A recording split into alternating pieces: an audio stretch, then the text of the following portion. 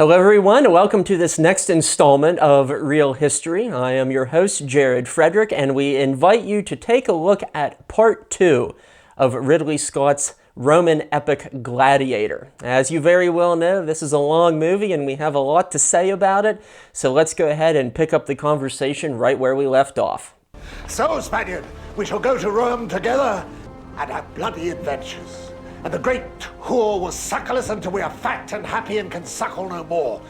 This hints at another reality of the movie, because if a gladiator was lucky enough not to become a lump of flesh laying on the ground of these Colosseums and arenas, there was the very true potential for celebrity that definitely had its perks and perhaps, yes, even their freedom if they were in fact enslaved gladiators. And so here too, that speaks to kind of the cult of personality that was associated with many gladiators during this era.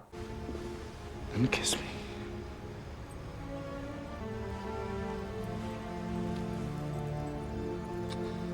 These scenes with Commodus kind of going after his sister speaks of, you know, like hints of his desires for incest, to keep his bloodline pure, to keep the genes all in one place, so to speak. And, you know, and such practices would have been considered highly taboo in old Rome. In fact, incest was something that was often used as an accusation that one could hurl at one's political enemies in order to try to take down your political foes. But contrary to this movie, Commodus, he doesn't reign for 1 year. He actually reigns for 12 years. And despite all of his foibles and his many shortcomings, as we said earlier, his dad still placed him in charge as the successor. But just to give us a little bit of a sense of what this guy was really like, one of the earliest of ancient historians, ancient Roman historians, had this to say about this emperor. Commodus lived rioting in the palace amid banquets and in baths, along with 300 concubines, gathered together for their beauty and chosen from both matrons and harlots. By his orders, concubines were debauched before his own eyes, and he was not free from the disgrace of intimacy with young men, defiling every part of his body in dealings with persons of either sex. And so this was a guy who liked to party. He knew no limitations in that regard, whether it be in his palace or in the Colosseum, which we will also be discussing.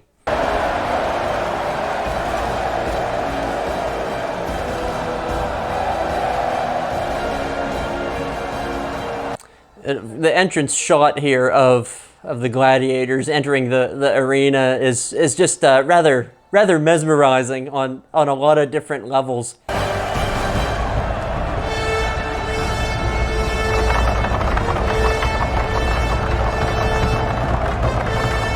The Colosseum, you know, it was such a thriving, bustling, exciting place. The forerunner to, you know, modern day football stadiums.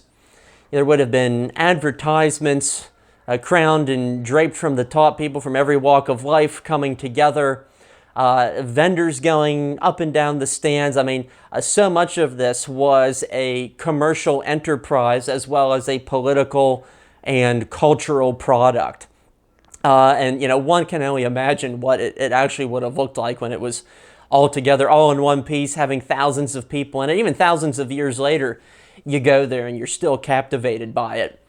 But the Colosseum, you know, constructed somewhere around 75 BCE, and this film really does it justice in capturing the sense of scale.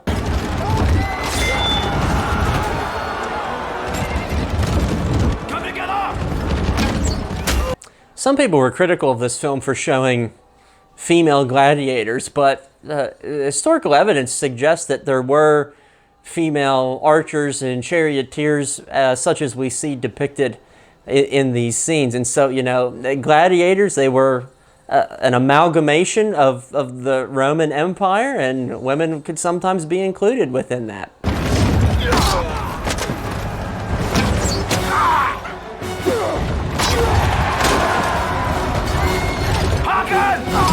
Two primary critiques that historians have given to these scenes. One is that things are greatly condensed. Gladiator fights were not this quick. They did not play out as fast as this.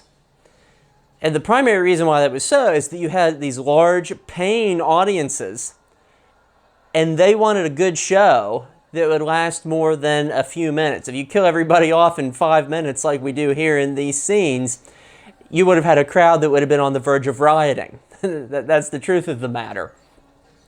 The other thing, too, is that some historians suggest that perhaps not as many people died in such a large proportion during these games as these scenes would suggest, because after all, if these gladiators were sometimes also slaves, you got to keep in mind these slaves are somebody else's property, and you don't want to have all these slave owners killing off their human property in such a short amount of time. That would have been self-defeating for all the businessmen involved. And so, one could make the argument that the rate at which people are being killed and the pace at which it is all unfolding is greatly exaggerated. My history's a little hazy, Cassius. But shouldn't the barbarians lose the Battle of Carthage? These displays certainly had a large degree of theatricality to them. Sometimes these large amphitheaters could be filled with water. They would have recreated naval battles with the crowds cheering them on. Sometimes you would have the forerunner of reenactments where they would reenact earlier battles from the Roman Empire that played out hundreds of years ago. Luckily for people like myself who reenact today, we don't use like live ammunition or anything like that. It's the equivalent of what they were doing here at some of these exhibitions. But they could get as creative as the organizers of the events wanted them to be. Your fame is well-deserved, Spaniard. I don't think there's ever been a gladiator to match you. As for this young man, he insists you are Hector reborn. Or was it Hercules? Indeed, Commodus aspired to be a kind of a living Hercules, and that was one of his rationales for entering the ring himself perhaps a few hundred times. And of course, the games were often rigged as he did so, but he was living in these delusions of grandeur, which Joaquin Phoenix actually captures quite vividly. My name is Maximus Decimus Meridius, commander of the armies of the North, general of the Felix legions, loyal servant to the true emperor Marcus Aurelius, father to a murdered son, husband to a murdered wife, and I will have my vengeance in this life or the next. That's perhaps one of the moments that gets Russell Crowe the Academy Award for his performance in this movie. And of course, it's one of the iconic deliveries of any lines in any movie, I think.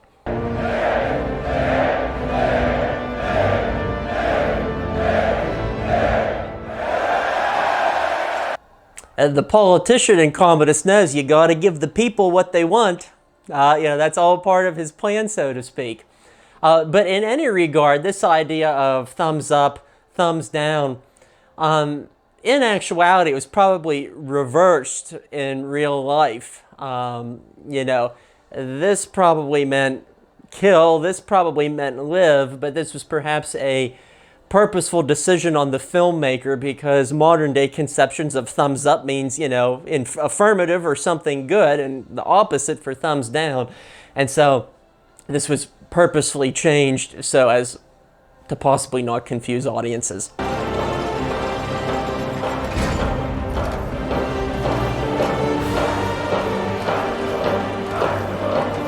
In these scenes, we do get a sense of the various you know, apparatus and labyrinths and tunnels and, you know, ramps that went underneath the floor of the Colosseum. And you know, there was this elaborate system of you know, pulleys and winches and everything like that that was underneath to facilitate all of that, portions of which you can still see the infrastructure of at the Colosseum today. Why is he still alive?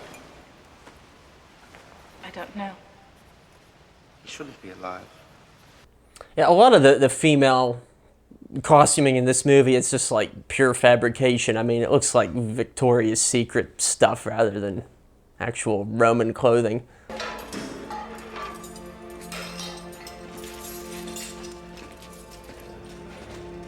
This way. Amidst the archaeological findings of the various things found in these subterranean levels of the Colosseum are the remains of the many, many thousands upon thousands of animals that were killed there over the centuries. I mean, we're talking about some really exotic stuff. Elephants, hyenas, wild boars, ostriches, everything plucked from every corner of the empire imaginable was, you know, shoveled into the Colosseum for the purposes of adding to that spectacle. And of course, they all met very grisly ends for the most part to satisfy the apparent bloodlust of the audiences. And people like Commodus were more than willing to indulge the people accordingly in those regards. That man is gone. Your brother did his work well. Let me help you.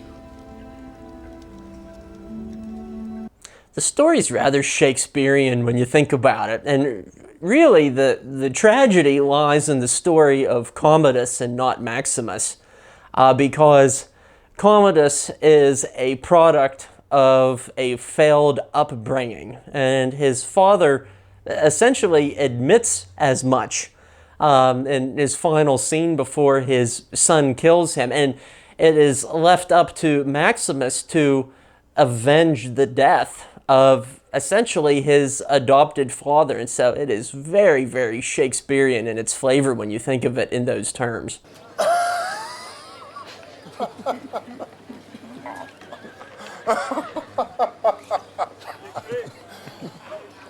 Oh, he does smile again. I was mistaken. I've counted 3 so far. Okay. Yeah. My apologies. He smiles at least 3 or 4 times in the movie. Senator Gaius? Senator Gracchus. Don't often see you enjoying the pleasures of the vulgar crowd.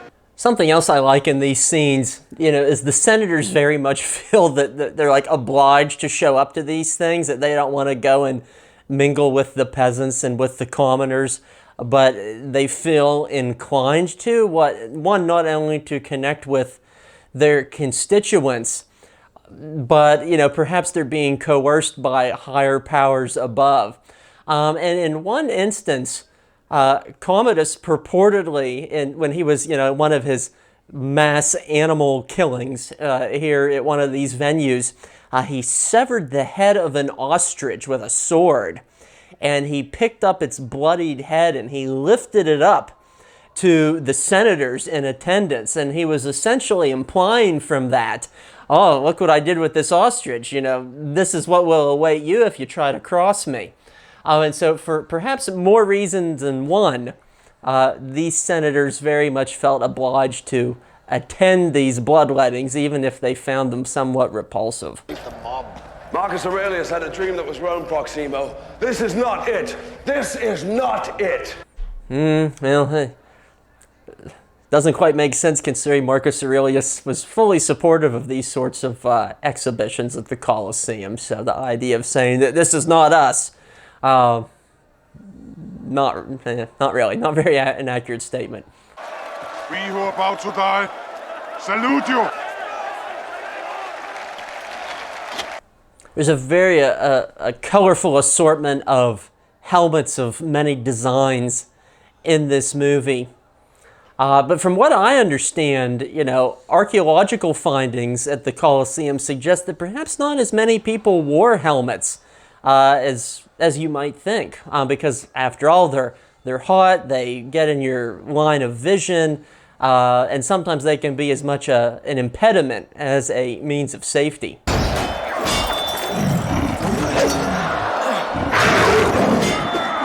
The tigers are definitely a nice touch. Tigers were introduced into these exhibitions around 13 BCE by Augustus, and oftentimes they weren't, from what I can tell, they weren't in the ring the same time that fights against humans were happening.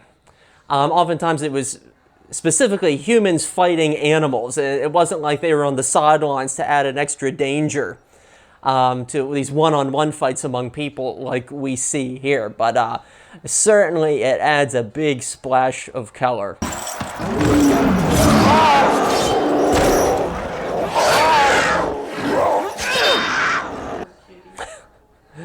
No animals were harmed in the making of this film.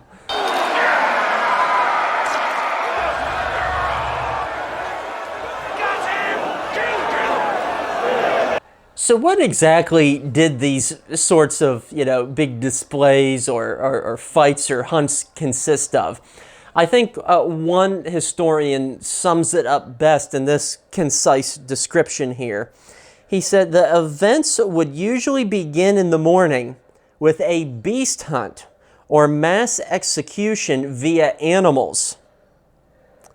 The violent spectacles would be interrupted by dancing or athletic competitions at lunch, which was then followed by the main event of gladiatorial combat.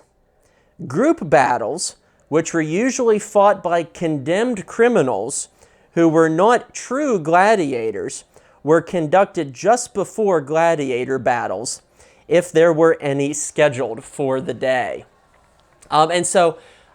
People, let's say, like Maximus in that category, people who would have been slaves perhaps, or the condemned or criminals, they would not be the main attraction. They would essentially be the warm-up band for the main attraction to follow. And so that is what perhaps your average day at the Colosseum would have looked like in actuality.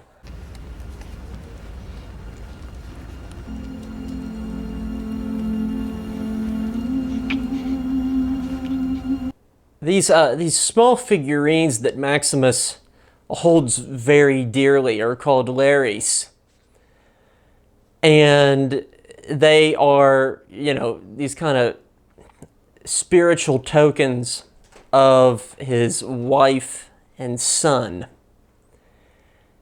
And, one could find things like tangibles like these, like how one may be able to find a crucifix in the home of a Christian today. One historian had some interesting commentary on the use of these figurines in this film. And he says, what about Maximus's attachment to his little lares? They're inaccurate in that they represent not his clan's ancestors, as they should, but his wife and child. But they're very effective in conveying the sense that daily religious life of the ancient Romans was a lot more tribal than the magnificent temples to the Olympian gods and deified emperors would have us believe. And so the idea that these lares, that the reflection on family, on region, and that these spiritual entities, some were more powerful than others. They would only, have so great a geographic scope, I suppose. But they were very meaningful to Romans of all shapes and sizes and backgrounds. But as that historian recognized, they wouldn't be of his wife and children, maybe some of his ancestors or somebody else of great import from his region. But an interesting little tangible connection there nonetheless. But the legions all have new commanders, loyal to Commodus. Let my men see me alive, and you shall see where their loyalties lie. This is madness. Lucilla did in fact conspire against her brother, but she was caught in the process. in 182 CE, and her brother had her banished to the island of Capri, and she eventually met her untimely end as a result of that conspiracy. And so the film gets the fate of these two characters entirely backwards, because Commodus actually outlived his sister, and quite the opposite plays out in this film.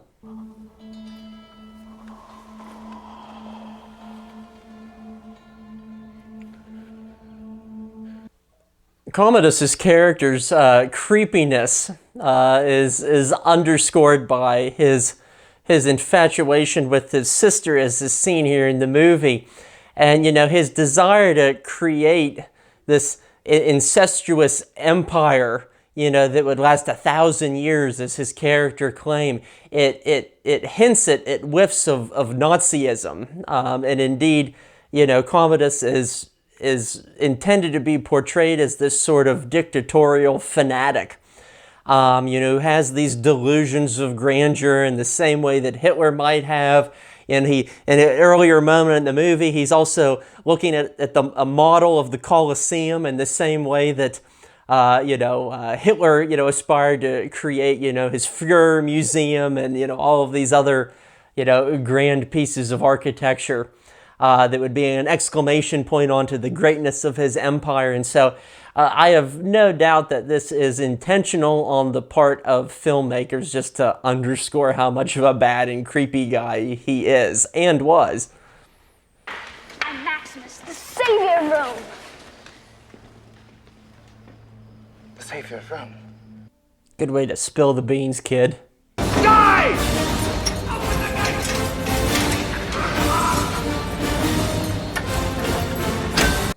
This music sounds exactly like Pirates of the Caribbean. I can't get it out of my head. One definitely gets a sense that the music was recycled a bit.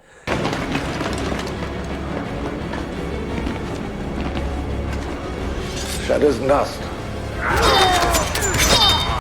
Sadly enough, actor Oliver Reed, who plays Proximo in this movie, died during the production of this film, and they had to very carefully use stand-ins and CGI, and had to kind of rewrite the outcome and fate of his character. Sadly enough, a talented character actor. This was his final film, but quite a film to go out on, if you ask me. Maximus!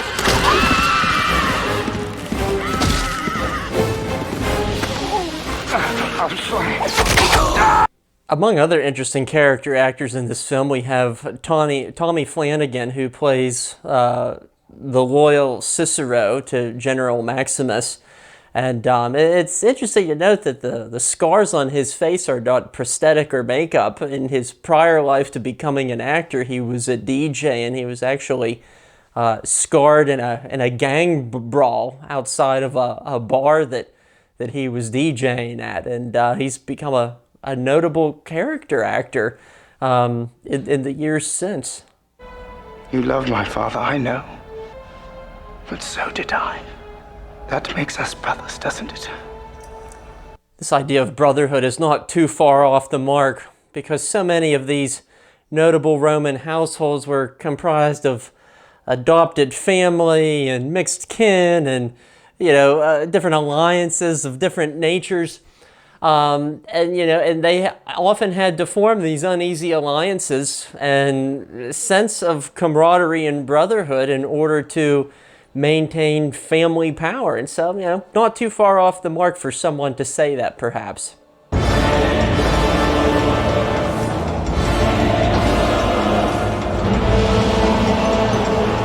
Commodus was perhaps in as many as, 600 matches or exhibitions or games or feuds or whatever you want to call them in the various rings of Rome and in the Colosseum.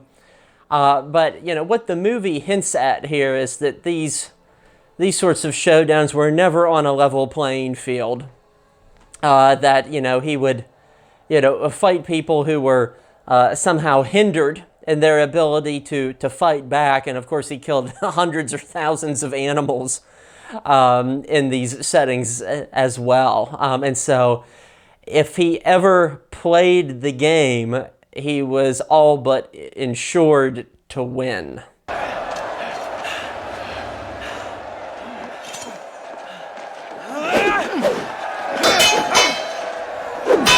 I'd love to know the artistic decision for putting Commodus in a white outfit with white armor.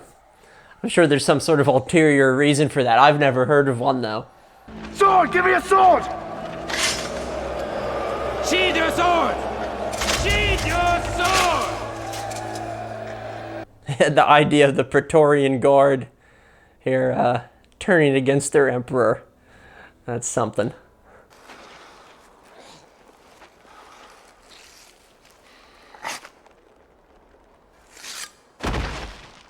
The artistry of the moment here.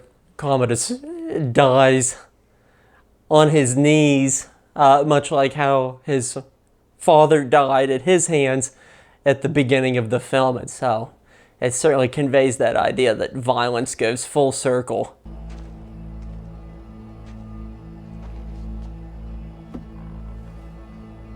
But of course, Commodus didn't actually die this way. He wasn't killed by a person who didn't really exist.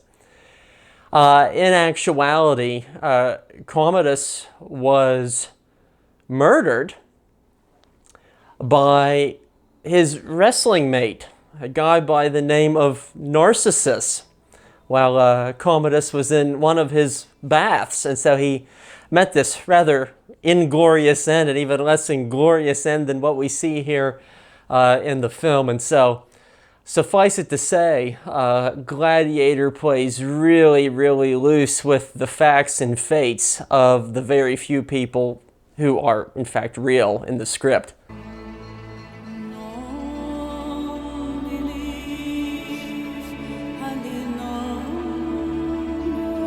You know, on its cinematic merit, there's parts of this film that actually remind me of The Thin Red Line, because there's so much of it where emotion and ideas are conveyed through visuals rather than dialogue, and it has almost this poetry to it as a result. And in the ends of both films, there's this message that, you know, life goes on to some extent, either in this life or the afterlife. And ultimately, here at the end, Maximus is rewarded living in his version of heaven in the afterlife as he returns to his family who was taken away from him. Is Rome worth one good man's life? We believed it once. Make us believe it again. I mean, in the end here, you know, it promotes this idea that a good soldier, a good wife, a good mother, a devoted, high-minded politician can save the Republic and redeem the Republic in the end. And of course, the Republic does not return here. And so it creates this happy ending that in reality did not actually exist. I will see you again. But not yet. Not yet. I really wish his character had been fleshed out a little bit more and gotten some screen time.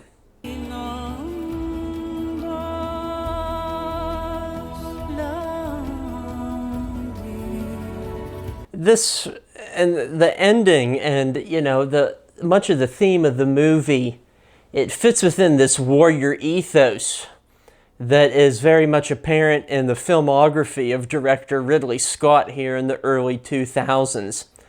Because he made this one in 2000.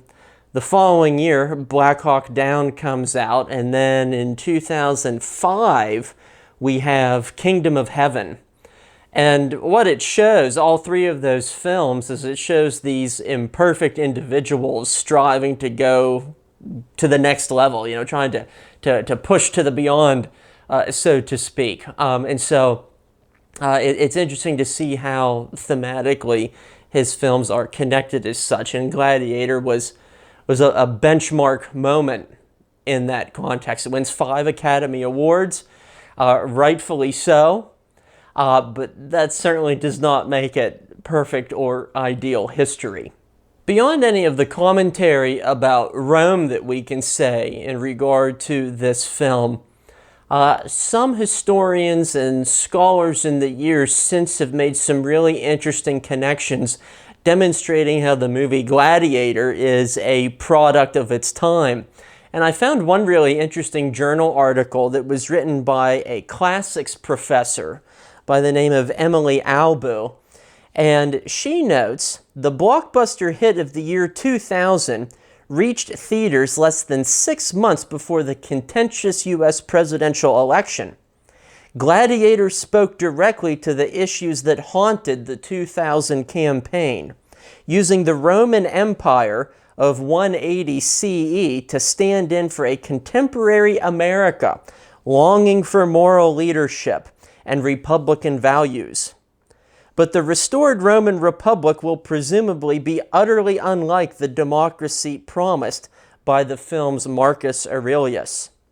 Gladiator used allusions to the 1960 film Spartacus in order to appear progressive before finally giving the people a dull lot of addicted to the violent entertainment of gladiatorial combat, the custodians they clearly need. Good men in an aristocratic senate supported by a loyal military. And so the argument of her and a handful of other scholars is that this film is in some ways a product of the culture wars of the 1990s. The idea that Bill Clinton is this sort of baffling predator sort of figure who needs to be redeemed by the likes of George Bush, who is, like Maximus, not a political insider. Maximus has never stepped foot in Rome. George Bush never lived or worked in Washington, D.C., so to speak. And so, there's this argument that there's this political commentary of the 20th and 21st centuries in this movie about ancient Roman times. So, whatever you may think of that regard, whether it's valid or not, I certainly found it an interesting interpretation. From a historical standpoint, this movie is a lot to be desired. It takes as much liberties, if not more liberties, than The Patriot or Braveheart. I mean, the reality of it is that, yes, there was an ancient Rome, there was a Colosseum, and there's 2 or 3 people in this movie who were real. Other than that, it's pretty much pure fabrication. But as our producer Andy told me just a little bit ago, the cinematic merit and the artistry that we can find in this film almost outweighs all of its historical imperfections to a broad extent. And much like The Shawshank Redemption or Forrest Gump, whenever you see it on TV, you can't help but to be drawn into it just because the filmmaking skill of Ridley Scott seen in this movie is just so sublime. And that is often the inherent problem that we find with historical films. Oftentimes they are these big epics, they are broad in scope, they seemingly pull us into another time period, and because of all of the cinematic merits that they convey to audiences, we get swept up into them as a result, and it becomes all the harder to separate fact from fiction as a consequence. And so, I have very mixed emotions on the movie Gladiator. You kind of have to look at it in 2 different lenses if you're a movie fan or a historian, as I am. And I would encourage all of you to do the same. Do your own part to separate fact from fiction. And likewise, we welcome you to tune in to future episodes of Real History. We always appreciate your feedback, your support. We welcome you to visit our online store where you can buy good history swag as a means of supporting our endeavor. Your continued support allows us to keep this great content going because, after all, you want to be entertained. Are you not entertained? We'll see you next time on Real History.